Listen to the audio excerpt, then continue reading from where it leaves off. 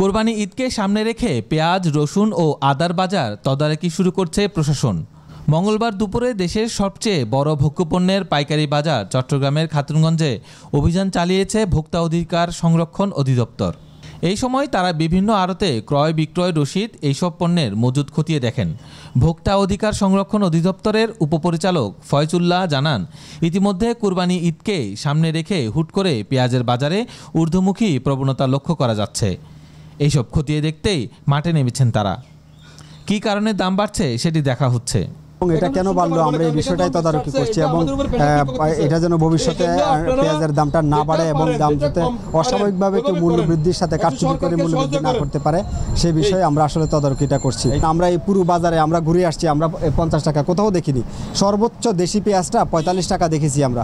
এখানে কিন্তু এই দেশি পেঁয়াজটার বড় কোয়ালিটি যেটা এটা এখানে 50 টাকা লিখে রাখছে, অথচ এইটা কিন্তু ওনার হাতে। এখন ওনার ক্রয় কত যিনি বসে আছেন, ওই যে উচ্চাসনে বসে আছেন যিনি, ওনার ক্রয় কত সেই জিনিসটা কিন্তু আমরা পাচ্ছি না। আড়তদাররা বলেন, আমাদের কমিশনের ব্যবসা, আমাদের যে দামে বিক্রি করতে বলা হয় সেই দামে আমরা বিক্রি করে থাকি। তবে পেঁয়াজের মান ভেদে দাম নির্ধারণ করা হয়, আমরা এতে দাম বাড়তি রাখার কোনো সুযোগ নেই। আমরা তো এখানে আড়তদার, আমরা কোনো মজুদারও না, আমরা কোনো খরিদ্দারও না, আমরা হলো আড়তদার। এই যে মালটা পাঠাই, কৃষক পাঠায় বা মধ্য ব্যাপারীরা পাঠায়, আমরা বিক্রি করি।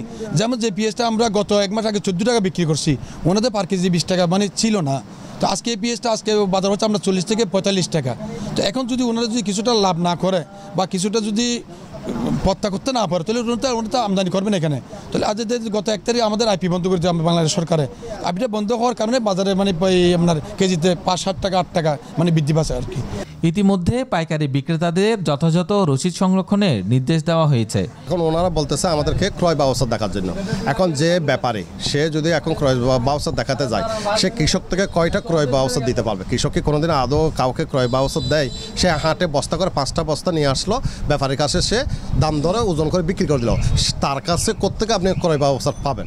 হ্যাঁ, এখন আপনি বলতে পারেন আমি কার কাছে ক্রয় ব্যবস্থাটা পাবো?